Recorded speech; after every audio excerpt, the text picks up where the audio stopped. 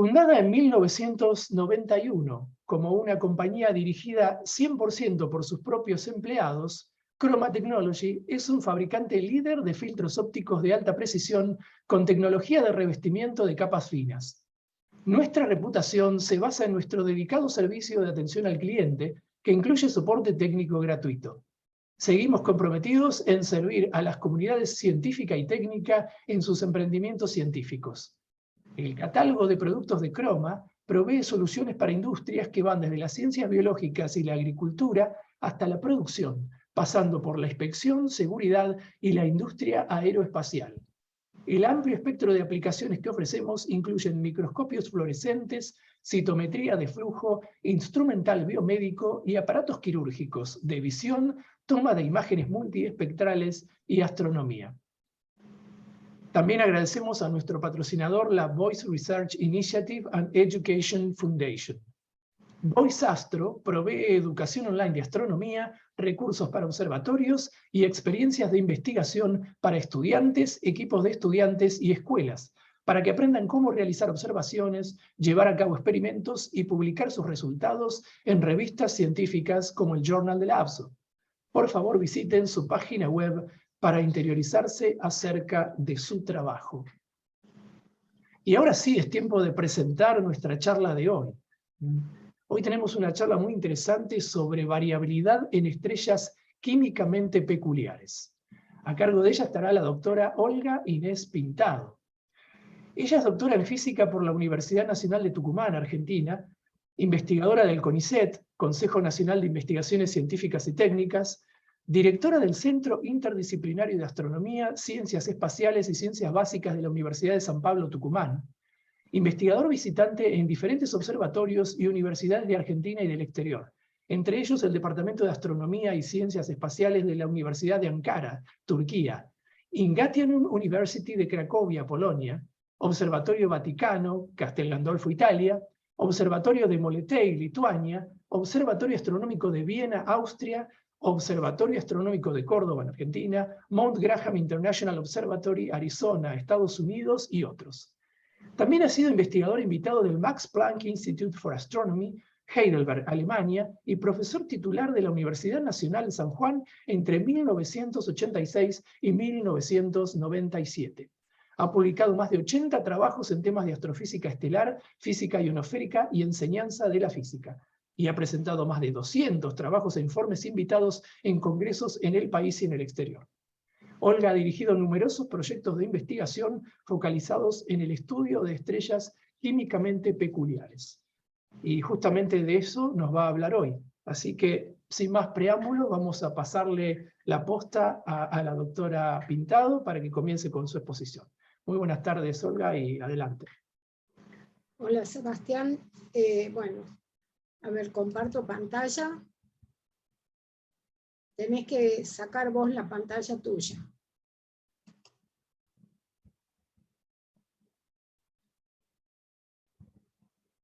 Se suponía que se podía igual, pero bueno, por las dudas ya dejé. No sé, es el mensaje que yo tenía. Ah, porque no te puse de coanfitrión en la otra computadora, se ve. Ahí está. Ah, bueno, ahí está. Bueno, ahí estamos. Adelante. Gracias. No, gracias por la presentación, Sebastián, y muchas gracias por esta invitación. Bueno, si además pasa la... Ahí está. Bueno, primero les voy a contar más o menos cómo he estructurado la charla. Les voy a hacer un breve resumen del tipo de variabilidades, porque las variabilidades químicas son quizás no tan conocidas. Vamos a ver cómo hacemos para calcular la composición química de las estrellas y qué significa esto, y qué tipo de composiciones químicas podemos esperar. Y después vamos a entrar con un poco más de detalle en la parte más entretenida de esto, que es cómo varía la composición química de las estrellas y cómo nosotros las podemos detectar o no. Y para terminar, les voy a contar cuáles son los problemas que tenemos en la actualidad con este tipo de temas y qué es lo que esperamos para el futuro. Bueno, cuando nosotros hablamos de estrellas variables, generalmente estamos pensando en estrellas que varían su brillo visto desde la Tierra. Y si hablamos de variación de su brillo, hay varias variabilidades que son intrínsecas, es decir, por cosas que ocurren dentro de las estrellas, como pulsaciones o la evolución de las estrellas. Quizás a ustedes les suene un poco raro que yo hable de variabilidad por evolución, porque siempre pensamos en variabilidad como algo periódico, algo que aumenta y disminuye el brillo.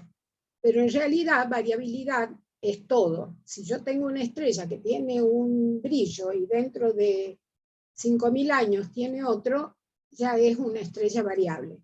Y eso, cuando la estrella evoluciona, varía su brillo. Y después hay variabilidades extrínsecas, como la presencia de una compañera o de un planeta. Ustedes saben que muchos de los planetas extrasolares se pueden detectar a través de la variación del brillo de las estrellas. Esto es algo externo a la estrella. Puede ser también por discos de polvo. Cuando la estrella está en su proceso de formación, queda un disco de polvo alrededor, y ese disco de polvo, dependiendo cómo sea la posición y la composición, puede hacer que lo veamos un brillo variable, y también porque puede estar dentro de una nebulosa, como ocurre con las estrellas que recién se están formando, que se forman a partir de una nube de gas interestelar. Esto de las variables por discos de polvo es un tema muy interesante, porque nos permite modelar el disco de polvo. Hace unos años, con una alumna mía que está en Alemania, ella estaba estudiando las variabilidades de enanas marrones y encontró una enana marrón que tenía una variabilidad muy rara. Entonces hicimos espectros con el telescopio Gemini Sur y encontramos que había dos posibilidades: o que tenía un disco de polvo que era alabeado, que no era plano, o eran dos estrellas que estaban dentro de un disco de polvo con una posición bastante rara. Bueno, todavía no hemos podido decidir cuál de las dos posiciones, cuál de las dos posibilidades es, pero bueno, se los quería contar porque estos son también estudios que se pueden hacer a través de la variabilidad del brillo de algunas estrellas, que nos dan pautas para después seguir con otras cosas.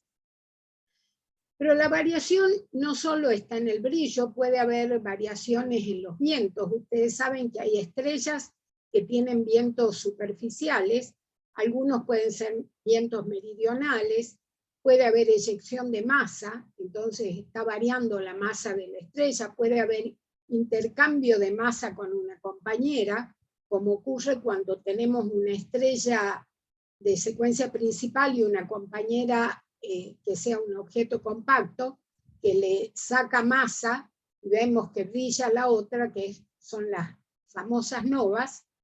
Y también puede haber variación en la composición química superficial. Nosotros ahora, yo voy a hablar de la composición química superficial y de cómo puede variar. Bueno, resumiendo, digamos, veamos cómo es una estrella por dentro. Si la estrella tiene mucha masa, en general más de una masa solar y media o dos masas, la estrella, yo no sé si ustedes ven ahí el puntero. Sí, se ve, se ve.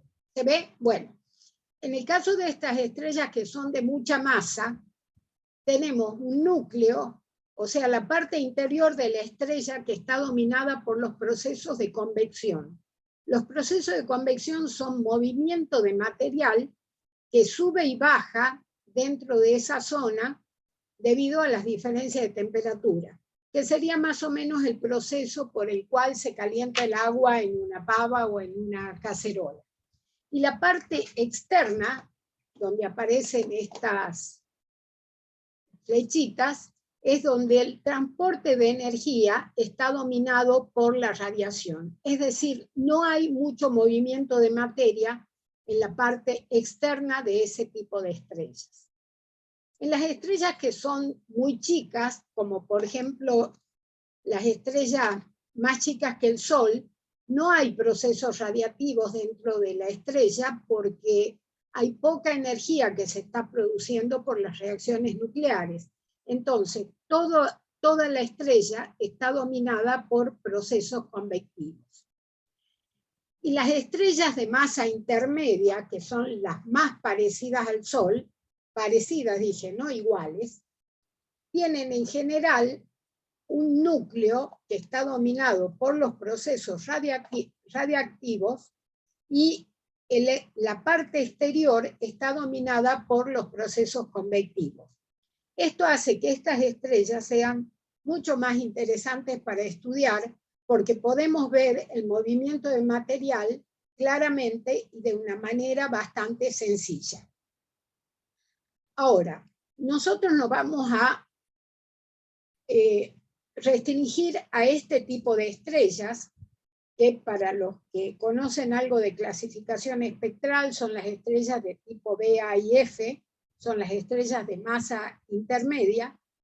¿Y por qué estudiamos la composición química en este tipo de estrellas y no tanto en las de masa las que tienen mucha masa o las que tienen poca masa?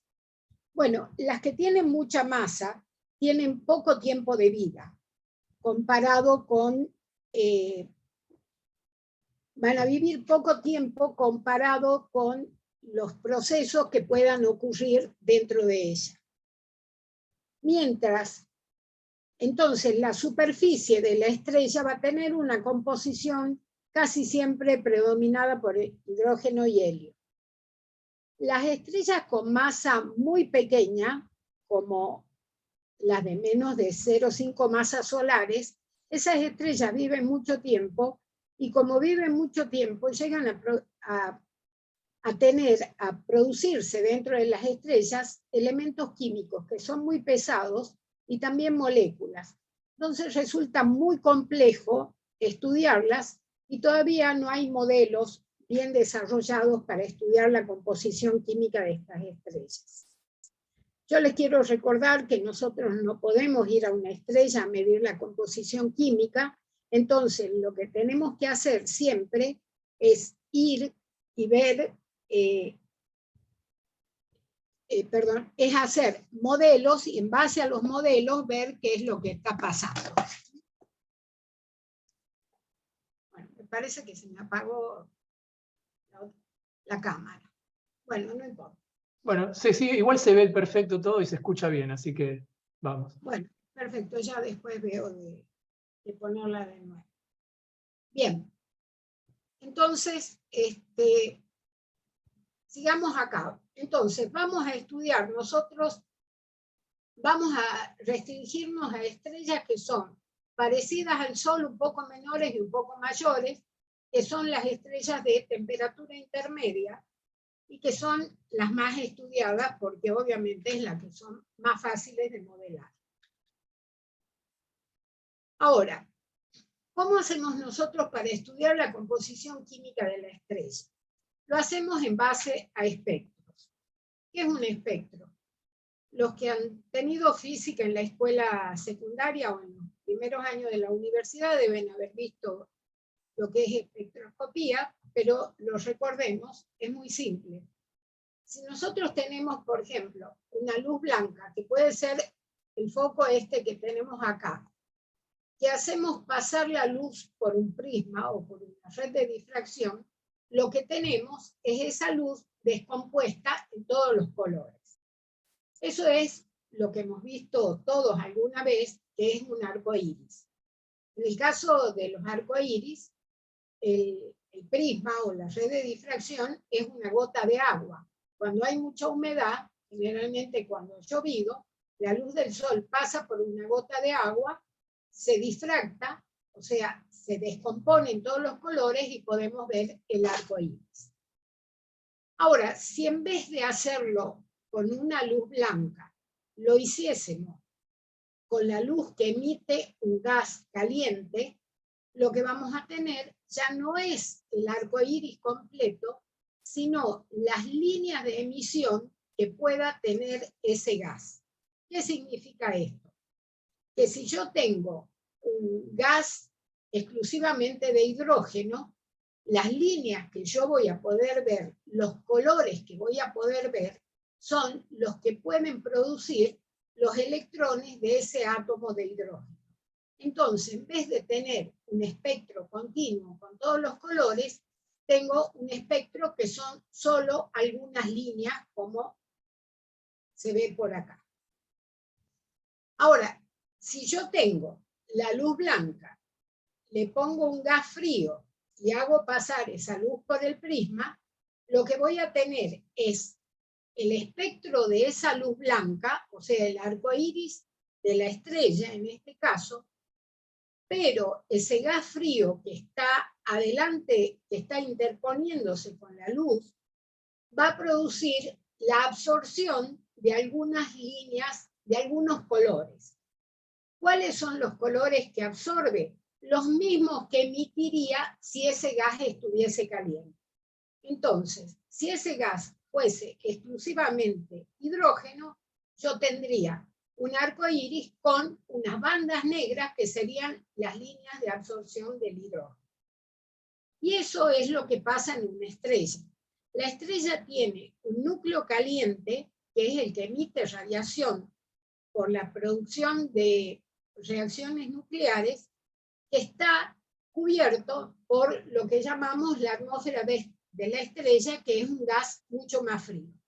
Entonces, esa luz que tiene todos los colores pasa por ese gas y entonces va a aparecer un espectro que es el arco iris completo con algunas líneas de absorción. Ahora acá les estoy mostrando, este sería el espectro. Acá se han marcado las líneas H alfa, beta, gamma y delta del hidrógeno, pero así el espectro, tal como me sale en la cámara, no me sirve. Lo que tenemos que hacer es un procesamiento para poder tener la intensidad de energía que está llegando en función de la longitud de onda. Este proceso, pasar del espectro que está arriba al espectro que está abajo, que es simplemente un gráfico en 2 dimensiones, es un proceso que se llama la extracción del espectro y se hace con programas diseñados específicamente para eso.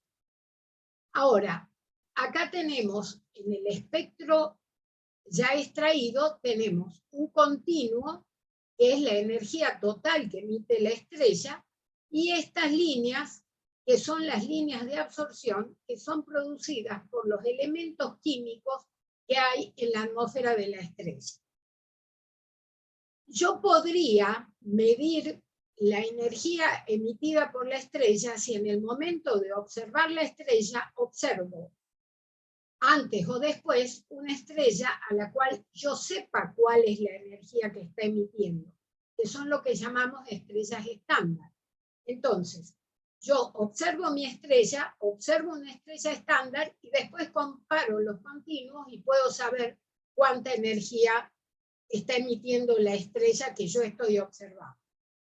En el caso de cálculos de abundancia, no nos interesa el continuo, entonces no hacemos ese proceso de calibración en energía, sino simplemente tenemos el gráfico de intensidad en función de la longitud de onda. Y de acá vamos a poder sacar un montón de información de la estrella, como la temperatura efectiva, la gravedad, si la estrella está girando, si se acerca o se aleja de nosotros, si tiene vientos, y lo que a nosotros nos interesa, la composición química superficial. Para que ustedes tengan una idea, estos son espectros reales de estrellas. Las de arriba son las más calientes, las de abajo son las más frías. Los detectores con los que nosotros trabajamos son detectores en blanco y negro. ¿Por qué? Porque el píxel que está recibiendo la energía es un píxel único. Entonces tiene una cierta precisión. Los detectores que son en colores tienen más de un píxel para componer los colores esos y hace que se pierda precisión. Entonces trabajamos directamente con espectros, digamos, con detectores en blanco y negro, en distintos tonos de grises, y tenemos técnicas para poder calibrar esos espectros en longitud de onda y saber a qué color corresponde cada una de estas líneas. Las estrellas, como les decía yo cuando les mostraba el gráfico, la figura de las estrellas de arriba, que son las más calientes, son las que tienen menos líneas. Estas que están por acá, son ya las estrellas O, B y A, B, A y F. Y las estrellas que están más abajo, como ustedes pueden ver, tienen muchísimas líneas. Y estas son líneas, aparte de que tienen elementos más pesados, tienen también moléculas. Y eso es muy difícil de modelar, por eso, por ahora, con eso no nos vamos a meter. Bien, entonces, ¿por qué yo les digo que lo que estamos viendo, que lo que yo voy a determinar es la composición química superficial y no la composición química de la estrella? Yo no puedo mirar, digamos, entre comillas, adentro de la estrella. ¿Por qué? Porque si la estrella tiene su núcleo a la izquierda de esta figura, y la radiación viene de acá, en esta dirección, acá está interactuando con todo el material. Entonces hay procesos de absorción de la luz. Pero ese material que absorbe la luz queda excitado y tiene que desexcitar. Es decir, como que se calienta, digamos, para decirlo de una manera simple, pero al no recibir más energía se empieza a enfriar y vuelve a emitir la energía que absorbió. Entonces, cuando llegue esta radiación a esta zona, va a ser la misma que tenía en el núcleo de la estrella. Y ahora viene la parte más externa de la estrella, que es la parte de la fotósfera. Ahí también siguen produciéndose esos procesos y puede ocurrir que un átomo o una molécula absorba energía, pero la vuelva a remitir. Entonces, esta energía, que la hemos marcado con cruces rojas, no sabemos que se absorbió y se reemitió. Pero la que salga de la estrella sin remitirse, que son estas que están marcadas con los círculos verdes, esas son las que yo voy a ver. Perdón, me parece que algo se me... No, está todo bien. Apareció no, me salió un cartel que decía que... Sí, bueno, ahora sí se ve el cartel, pero bueno, sigamos. No sé qué es. No, es que me salió como que se me había apagado el micrófono. No, todo bien. Entonces, lo que yo estoy viendo cuando me llega la luz de la estrella a mi telescopio y a mi detector es lo que pasó en la parte más externa de la fotósfera. Entonces, ¿qué es lo que pasa? Lo que yo estoy viendo es lo que pasa en esa región, o sea, en la superficie. ¿Cuán adentro yo puedo ver de esa fotósfera? Depende de la densidad de la misma. Y esa profundidad que yo puedo ver dentro de la fotósfera es lo que se llama la profundidad óptica. Entonces, espero que les haya quedado claro que lo que yo estoy viendo es la composición química que hay dentro de esa profundidad óptica y no, ni siquiera en la fotósfera. Lo que está a la derecha y abajo son espectros reales, espectros extraídos de los espectros que yo les había mostrado antes. Todos están en la misma longitud de onda y lo que he marcado acá con esta línea roja es, por ejemplo, una línea del espectro en la cual vemos que para cada estrella esta línea tiene un valor diferente. La superficie de esa línea me va a indicar qué cantidad de energía ha absorbido ese componente químico. A mayor superficie quiere decir que tengo más cantidad de ese componente químico. A menor superficie, menos cantidad, y si esa línea no existe, no tengo ese componente químico. Entonces, para hacer el cálculo de todos los componentes químicos que hay en la superficie de la estrella, yo tengo que tener un espectro en un rango amplio de longitud de onda y ver todas las líneas del espectro que me aparecen, identificarlas a qué elemento químico corresponde y después poder calcular qué cantidad de ese elemento químico tenemos midiendo el área de esa línea. En el caso del Sol, nosotros conocemos muy bien la superficie, sabemos que que hay como una granulación, que hay erupciones, que hay manchas, pero en el caso de las estrellas no tenemos tanta información porque aún con los telescopios más grandes es muy difícil ver la superficie de la estrella. Entonces, salvo que haya procesos físicos muy intensos, no vamos a poder saber si en la superficie de la estrella hay, por ejemplo, manchas solares. Pero con los espectros lo podemos hacer. Ahora, ¿qué son las estrellas químicamente peculiares? Son aquellas estrellas que tienen una composición química superficial que es anormal. ¿Y qué es normal? Bueno, para nosotros, normal es una estrella como el Sol.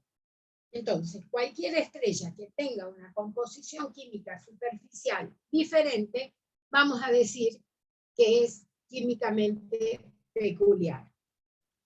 En el año 1974, George Preston, un astrónomo norteamericano, que actualmente tiene 92 años y sigue trabajando, hizo una clasificación de las estrellas peculiares y las dividió en 4 grupos. Las metálicas, que las llamó AM, que eran las que tenían algunos elementos pesados, como escandio, hierro, mucho hierro, etc. Las magnéticas, que son también llamadas AP porque fueron las primeras que se descubrieron como peculiares, tienen incrementado algunos elementos químicos como el silicio, cromio, estroncio, etc. Y tienen la particularidad de que tienen campos magnéticos medibles. Estoy hablando de campos magnéticos medibles. Se discute si todas las estrellas tienen campos magnéticos o hay algunas que no. Podría ser que todas lo tengan, pero en algunos sean tan débiles que todavía no tenemos instrumentos como para medirlos. Después están las estrellas de mercurio-manganeso, que son las estrellas que tienen incrementado fundamentalmente el mercurio y en algunos casos también el manganeso. Y las débiles de helio, que, bueno, como su nombre lo indica, son las que tienen menos helio de las que deberían tener. Si bien esta clasificación se sigue usando, hoy en día sabemos que no son compartimentos estancos. ¿Qué quiere decir con esto? Que hay estrellas que no cumplen con las condiciones de ser ametálica, de ser magnética o de ser de mercurio-manganeso. Hay algunas que presentan características de ambas. Es decir, como si hubiese una transición de un tipo de peculiaridad a otro tipo de peculiaridad. La gran pregunta, que todavía no tiene respuesta definitiva, es cómo se forman y cómo evolucionan.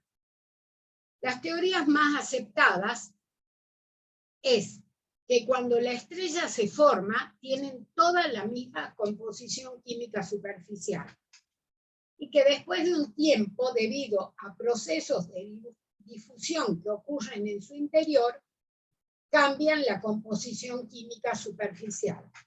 Nosotros hemos trabajado durante muchos años en esto, observando cúmulos abiertos jóvenes y viendo qué cantidad de estrellas peculiares tenían de acuerdo a la edad del cúmulo.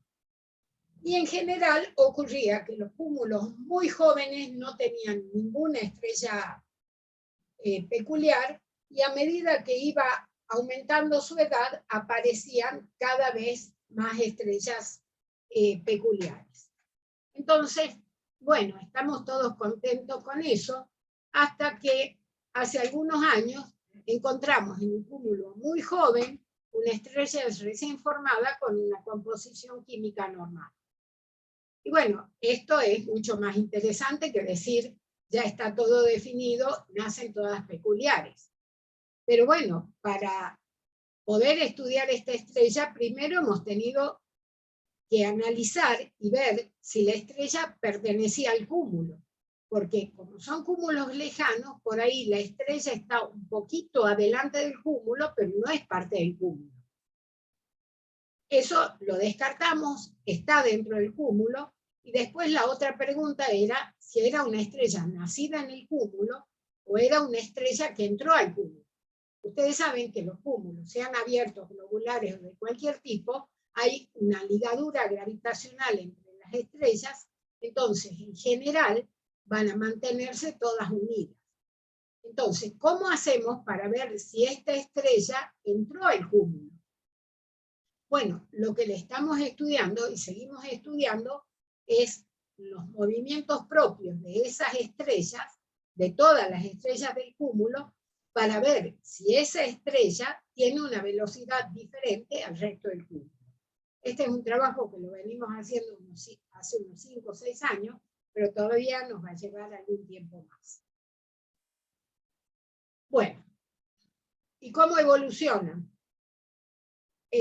Hoy en día sabemos que las peculiaridades no son estables y no son compartimentos estancos, como había dicho al principio.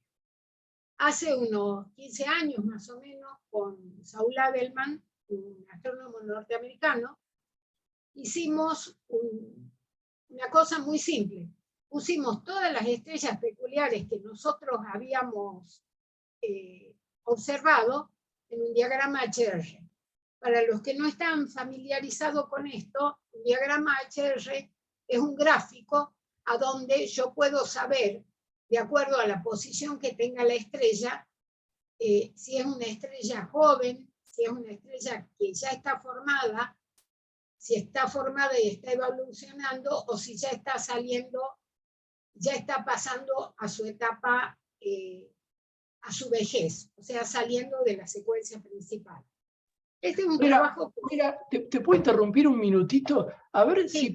si podemos sacar el cartel, porque está el cartel ese, viste, que dice, favor alejar esta ventana de la aplicación. Tapa todo, o sea, es como muy molesto ya, ¿no? Bueno, lo dejo de compartir y lo vuelvo a abrir. ¿Tenés alguna otra ventana abierta, quizás cerrando otras ventanas? O sea, no, es extraño, porque no... Supuestamente estuve buscando y dice que aparece cuando hay otra ventana abierta de otra aplicación. A ver, intentemos de vuelta. Qué raro. Capaz el hecho de tener 2 monitores, quizás. A ver. Bueno, ahora no está. Ahora no está. Bueno, disculpa la interrupción. Sigamos. No, está bien, no hay problema. Dale. Bueno, como les decía, cuando Preston hizo la clasificación espectral, creíamos que eran esos 4 tipos, después nos dimos cuenta de que habían otros tipos, pero también había estrellas que no cumplían con una y con la otra, que estaban más o menos en el medio de alguna de esas condiciones. Entonces, nosotros hicimos, como les decía, un gráfico en el que pusimos las estrellas que habíamos observado dentro del diagrama HR. ¿Y qué ocurrió? Vimos que las estrellas de mercurio manganeso, que nosotros habíamos estudiado, eran como estrellas más jóvenes, y que las estrellas AM eran como estrellas más viejas.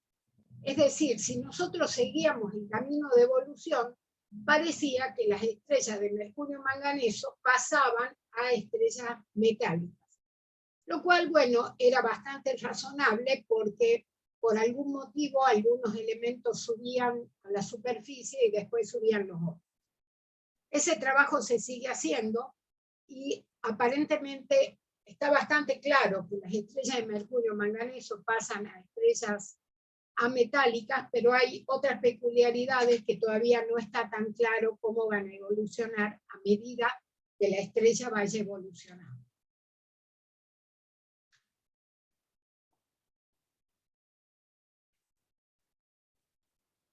Y no sabemos, como les decía antes, qué es lo que pasa cuando las estrellas pasan ya a su edad adulta y pasan a etapas de gigantes rojas. Hay el grupo de la Universidad de Ankara está encarando ahora este trabajo de estudiar la composición química de las gigantes rojas, y recién se puede empezar a hacer porque ahora hay modelos de interiores de estrellas para las gigantes rojas que no existían. Había algunos, pero no eran muy eficientes. Bueno, veamos ahora lo que es el trabajo en sí. Este es un espectro real, son estrellas, son líneas de mercurio. Este es un espectro obtenido con el espectrógrafo de Bazin del complejo astronómico El Leoncito, y no sé si se puede ver bien, hay como 3 líneas superpuestas. La línea más finita es el espectro observado. La más gruesa es un espectro sintético. ¿Qué es esto? Antes nosotros medíamos la superficie de la línea y usando un modelo podíamos calcular la superficie, calcular la abundancia de ese elemento. Hoy en día hay programas que nos permiten, tomando un modelo de atmósfera y viendo un modelo de estrella y viendo cómo es la radiación que emite esa estrella, suponemos cómo es la fotósfera de la estrella y podemos simular un espectro, que es lo que nosotros llamamos espectro sintético. Obviamente esto no es un trabajo fácil, porque tenemos que tener en cuenta un montón de procesos, además de las abundancias químicas de cada uno de los elementos. Porque en estas líneas que yo les estoy diciendo, que son líneas de mercurio, hay superpuestas otras líneas de otros elementos que son mucho más, que son menos abundantes. Pero todo eso uno lo tiene que tener en cuenta cuando hace el modelo de la fotósfera.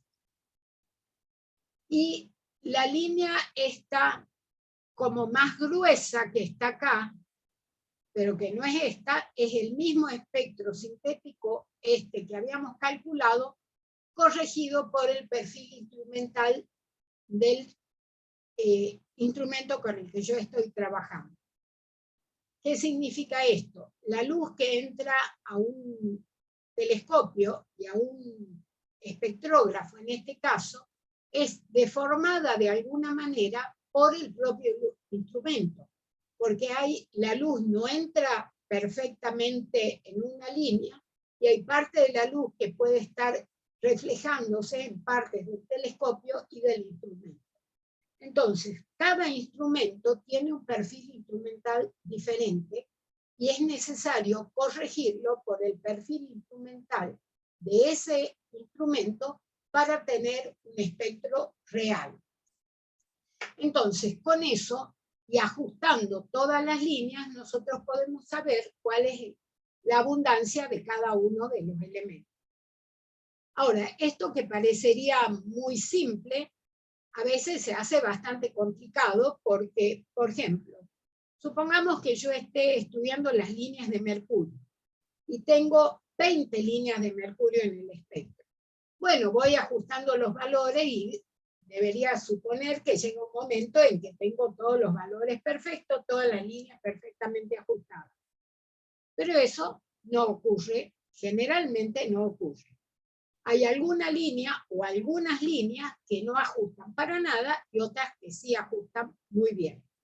Entonces ahí tenemos otro problema, ver por qué esas líneas no ajustan.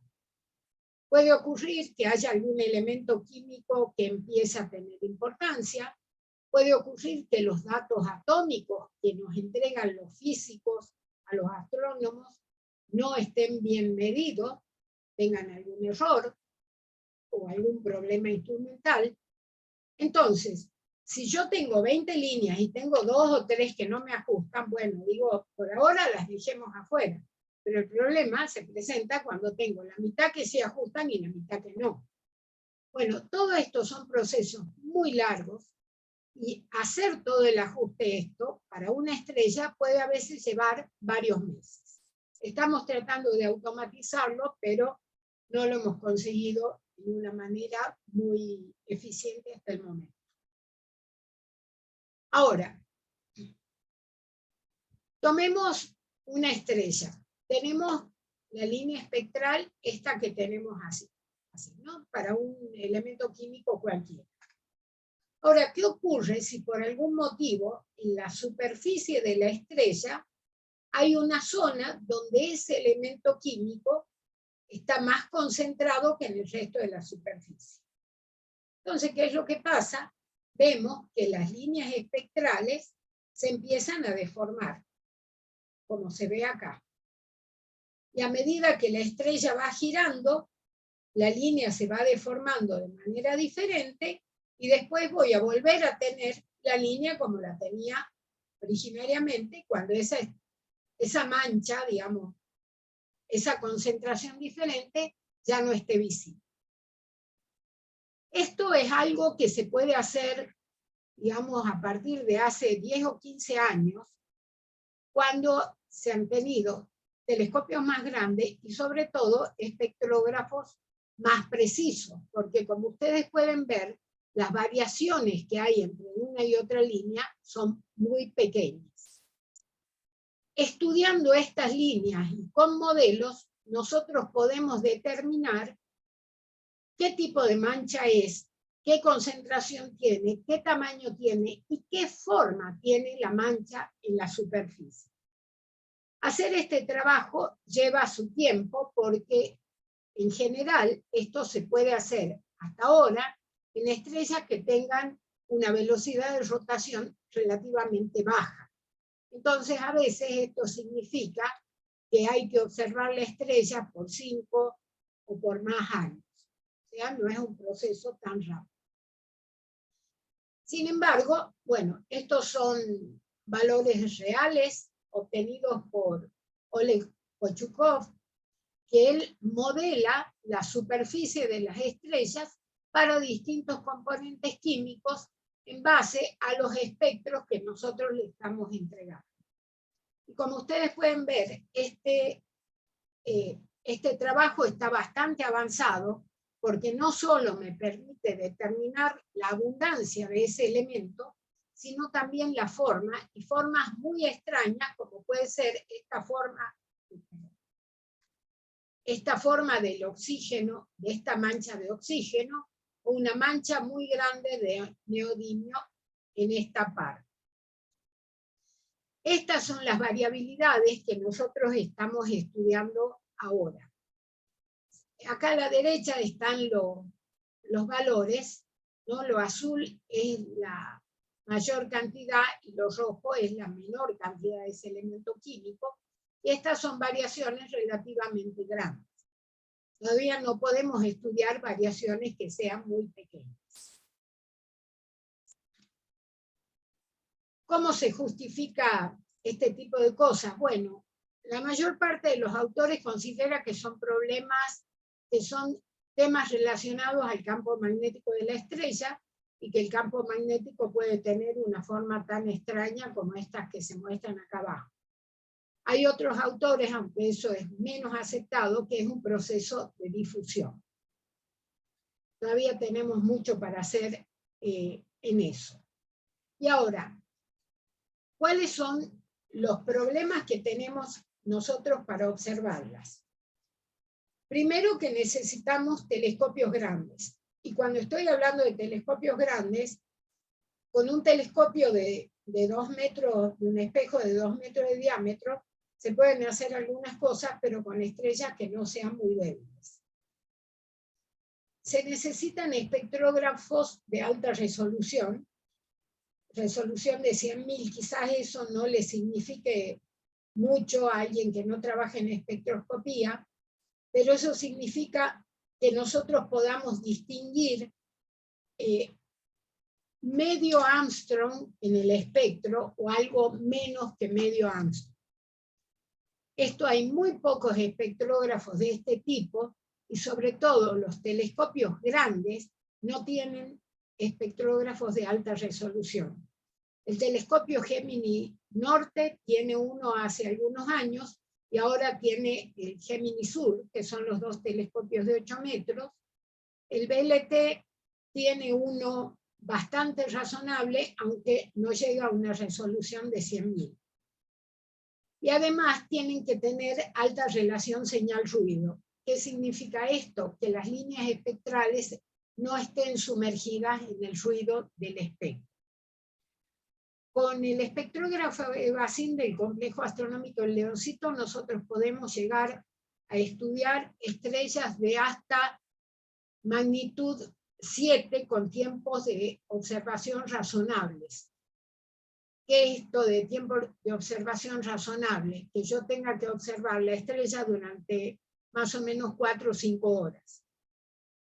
Este es un tiempo largo, digamos, hay que justificar muy bien un pedido de observación. Cuando yo le digo necesito observar un espectro completo, que me va a llevar 3 o 4 noches, tomar todas las longitudes de onda y cada noche voy a observar 1 o 2 estrellas. Como ven, no es tan fácil obtener tiempo de observación. Las estrellas estas varían su brillo, ¿no? Pero es muy difícil detectarlo. ¿Por qué varía su brillo? Porque tenemos, en la superficie tenemos una componente química diferente. Entonces, si tenemos una componente química diferente, la cantidad de luz que está saliendo va a ser diferente. Pero son variaciones de brillo muy pequeñas. Y para poder detectar la variación de brillo, sería necesario que yo tenga 2 telescopios en ese momento, en uno haciendo espectroscopía y en el otro haciendo fotometría de mucha precisión simultáneamente para poder detectarlo. ¿Qué es lo que esperamos para el futuro? Seguir desarrollando espectrógrafos más eficientes y también algunos otros instrumentos. Con un espectrofotómetro, que es un instrumento que permite obtener un espectro de alta resolución y obtener en la misma imagen del espectro el brillo de la estrella o la cantidad de energía que está emitiendo la estrella, se podría hacer la detección de la variación en el brillo también. Espectrofotómetros de alta resolución no hay ninguno. El grupo nuestro tiene uno que debería estar siendo instalado en el transcurso de los próximos 2 años en Texas, en Estados Unidos, con un telescopio de 2 metros. Si ese instrumento funciona, es probable que tratemos de poner otro en el hemisferio sur, porque como ustedes saben, en el hemisferio sur tenemos el centro de la galaxia, que es algo bastante interesante para estudiar. Y otra cosa que tenemos que lograr es más tiempo de observación para astrofísica estelar en los telescopios grandes. Ustedes saben que cuando cuando hacemos un pedido de observación, de un turno de observación en un telescopio grande, a veces es muy difícil que nos den tiempo cuando estamos comparando con gente que hace cosmología o hace estudios de galaxias. Entonces tenemos que pelear un poco más para tener más tiempo de observación.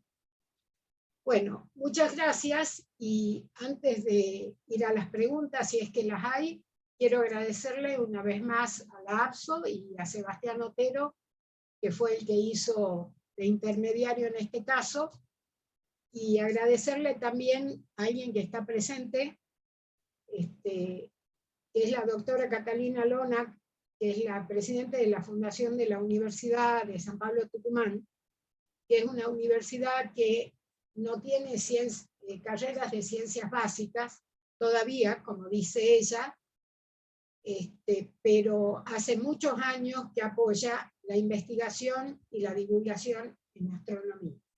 Muchas gracias. Bueno, muchísimas gracias, Olga. Felicitaciones entonces también a Catalina por esa labor. Y bueno, estamos abiertos a las preguntas. Ya saben, tienen el panel de preguntas y respuestas y pueden allí escribir sus preguntas y se las vamos a pasar a Olga. Lo primero que se me ocurrió, obviamente siempre desde el lado observacional uno, ¿no? De la luz. Sí. Tenía la pregunta, me gustó mucho el tema de la CP1, CP2, CP3, CP4, la clasificación esa, y lo que noto a nivel luz es que, por ejemplo, las CP2 son las que tenemos la mayoría que varían en luz, las AP, digamos. ¿Hay alguna razón específica por las cuales esas varían mucho más en luz y las AM o las HGMN, esas no sean tan común que varíen en luz o no se las ve tanto? Ahora están apareciendo algunas, se están empezando a catalogar algunas hace poco, pero en general las AP son las que más varían. ¿Por qué sería eso? Y bueno, lo que pasa es que los procesos en la fotósfera de las estrellas AP son mucho más dinámicos que en las otras estrellas. Entonces hay movimiento de material en la superficie que hace que varíe más la luz que en las otras estrellas. Perfecto. Yo, una cosa que me olvidé de decirles, cuando yo empecé a trabajar en esto, hace como 30 años, se pensaba que más o menos entre un 3 y un 5% de las estrellas tenían alguna peculiaridad química. Hoy sabemos que más del 15% las tienen. No es que hayan aparecido más estrellas, que hayan nacido más estrellas con peculiaridades químicas, sino que tenemos instrumentos que nos permiten determinarlas en estrellas que antes no se podían determinar. Ahora, la pregunta que nos hacemos es, ¿las estrellas que nosotros consideramos normales son normales o estas peculiares son las normales? Y no sabemos que todas son así. Bueno, esa es la parte divertida de la astronomía, ¿no? Que nunca tenemos respuestas definitivas. Claro, el tema que hacen falta telescopios grandes y todo, bueno, hace que sea un poco más complicado todo esto, responder estas preguntas, evidentemente. Pero bueno. Sí, ese es un tema, el tema de los telescopios, que necesitamos telescopios grandes y espectrógrafos de alta resolución. Por eso hay relativamente poca gente trabajando en estos temas. Y además está más de moda trabajar en galaxias con estrellas. Bueno, esperemos que eso se revierta. A ver si... Está revirtiendo desde que aparecieron los planetas extrasolares. Bueno, ¿no? sí. Resulta más interesante estudiar estrellas pensando que tengan planetas y no que sean estrellas que andan dando vuelta por ahí solitas. Bueno, la APSO en los últimos 2 años ha desarrollado la base de datos de exoplanetas. Justamente es una nueva base de datos que tenemos y la gente ahora, digamos, contribuye enviando detección de los tránsitos exoplanetarios. O sea que sí, es algo que está llamando mucho la atención. Los tránsitos se pueden hacer con telescopios relativamente chicos. Sí, es increíble que se pueda obtener esa precisión, ¿no es cierto? Porque estamos hablando de menos de 1/100ª de magnitud y se puede, hay observadores que se dedican. Sí. Bueno, tenemos preguntas, vamos con una de Erika Lindberg.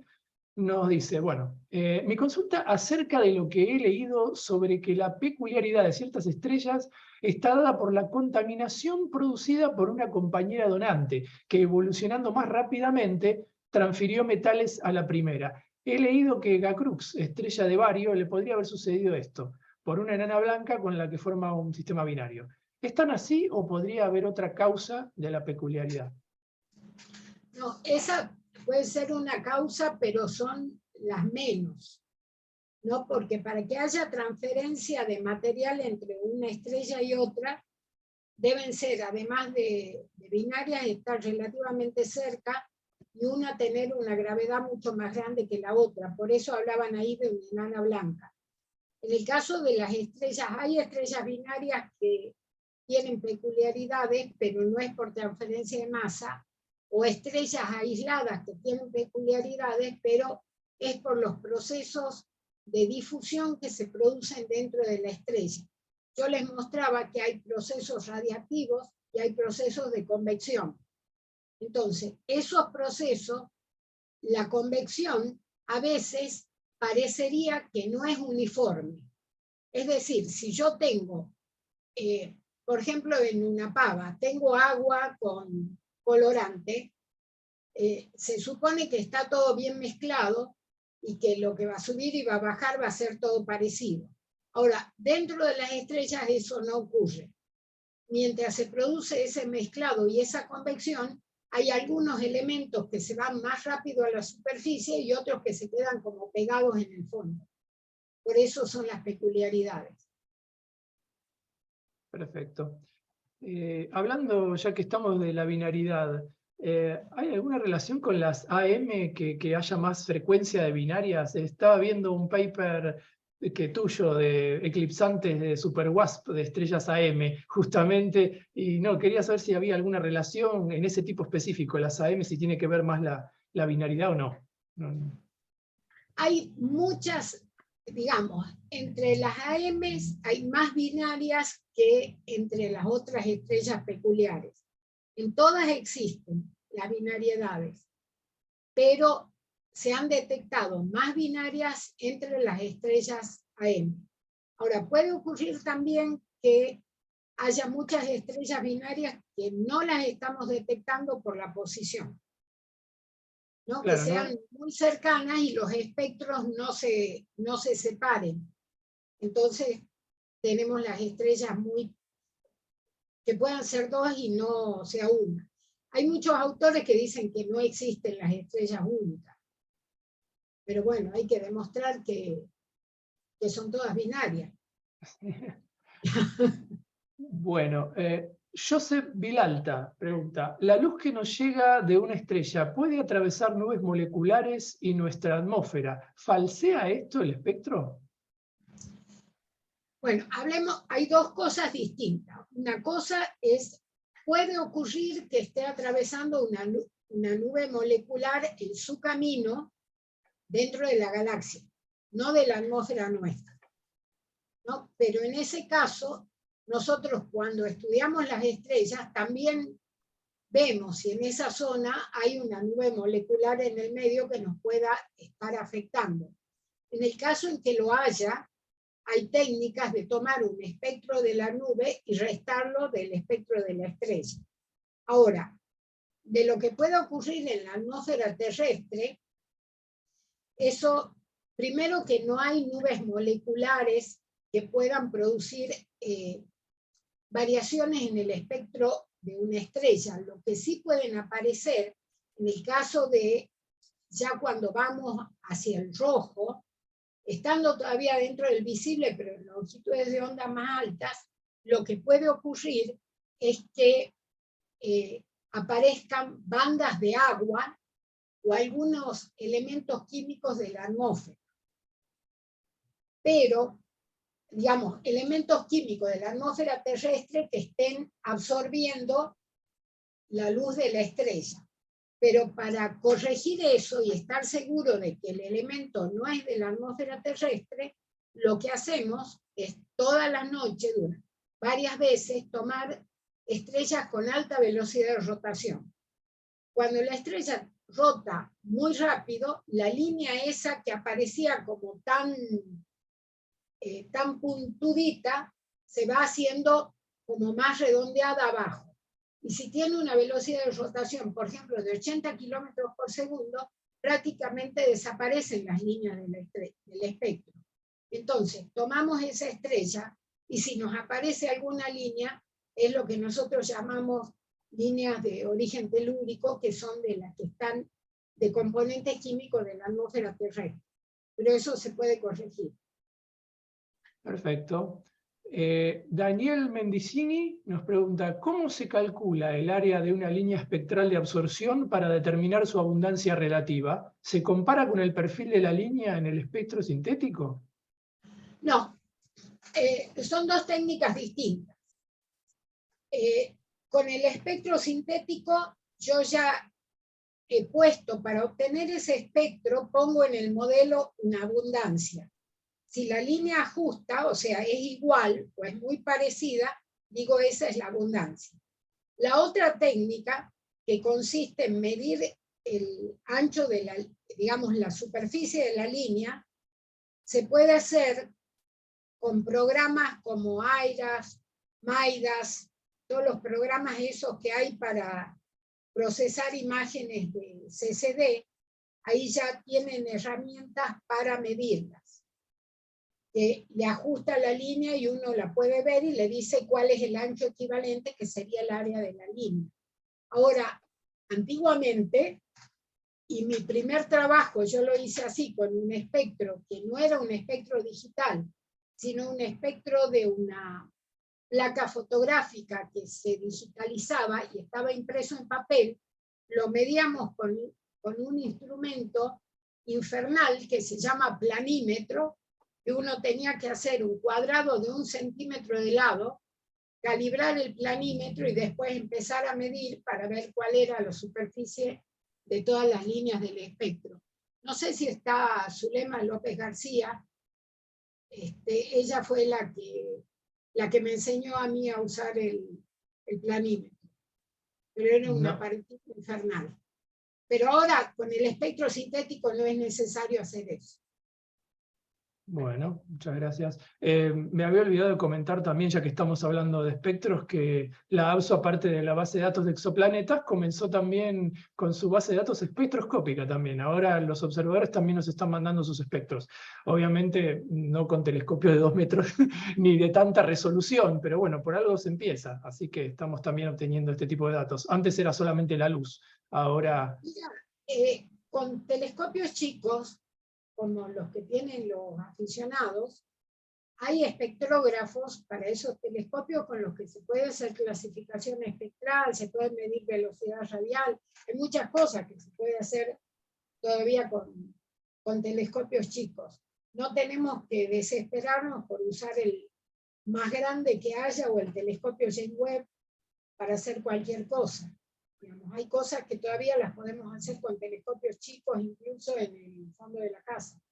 Claro, supongo que depende de qué es lo que uno va a estudiar. Es lo mismo que con la luz, ¿no es cierto? O sea, se puede hacer fotometría de estrellas brillantes desde una ciudad si uno o elige el objeto de estudio adecuado, digamos. O sea, todo depende de eso. O sea que está bueno aclarar eso, que no hace falta sí o sí tener un telescopio de 2 metros para poder contribuir, digamos, ¿no? Bueno, no sé si vos te acordás, pero tuvimos una discusión sobre eso en una de esas Star Party que se hizo en Mar del Plata hace muchísimos años, que había alguien que quería poner telescopios unidos por fibra óptica, porque decía que ya con los telescopios chicos no se podía hacer nada.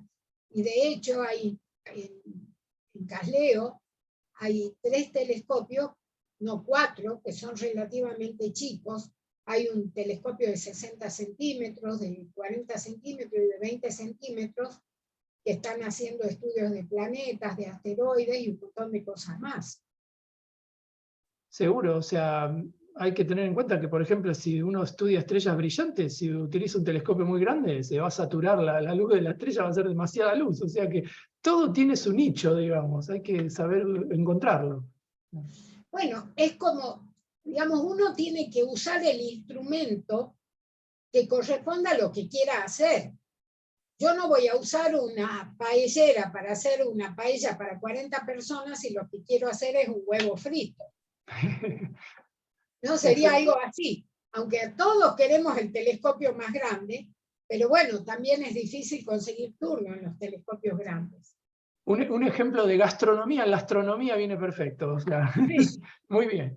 Bueno, y vamos a una última pregunta. Erika Lindberg nuevamente nos dice, ¿la velocidad de rotación de la estrella influye en lo que usted nos decía sobre la peculiaridad, dándonos el ejemplo de una pava con agua y colorante en ebullición? Sí, si las estrellas tienen, a ver, si las estrellas tienen una velocidad de rotación muy alta, las líneas están como muy achatadas, ¿no? En vez de ser una línea así bien cerrada, es una línea achatada. Entonces, el ajuste que yo pueda hacer por las abundancias no es tan bueno. Entonces, tratamos de estudiar estrellas que tengan velocidad de rotación baja. Pero seguramente en esas estrellas hay procesos de mezclado, porque no es lo mismo la convección en una estrella que se mueve lentamente, que rota lentamente, a una que rota con una velocidad alta o que tiene un viento meridional muy rápido. Porque hay estrellas que tienen vientos meridionales y que se llevan todo el material, ¿no? Entonces, lo que ahora podemos estudiar son las estrellas, digamos, más simples, que no tienen alta velocidad de rotación ni tienen procesos dinámicos muy complejos. Bueno, muchísimas gracias. Creo que esta ha sido la última pregunta. No vamos a abusar más de tu tiempo. Y, no hay problema. Bueno, agradecer una vez más la disposición para estar en nuestro ciclo de charlas en español. Muchas gracias, fue muy interesante y bueno, esperemos quizá tenerte en algún otro momento, si el ciclo continúa por mucho tiempo más. Así que... Cuando quieran. Bueno. Y bueno, si alguien se quiere contactar conmigo, Sebastián tiene mi correo electrónico. Perfecto. Cualquier persona interesada en este tipo de estrellas tan interesantes nos puede contactar y yo les paso entonces el email de la doctora Olga. Bueno, muchísimas gracias, Olga. Vamos a ir, gracias. Vamos a ir cerrando nuestra emisión de hoy. Vamos a volver a compartir nuestra presentación. Agradecemos a nuestros auspiciantes, pero antes de eso les digo lo que va a pasar el mes que viene. El mes que viene, el día 10 de diciembre, en idioma español, en Las Estrellas a tu alcance, la última charla del año, a las 19 UT, va a ser Binarias de enanas blancas, sirenas de ondas gravitacionales y laboratorios estelares, a cargo del doctor Manuel Pichardo Marcano.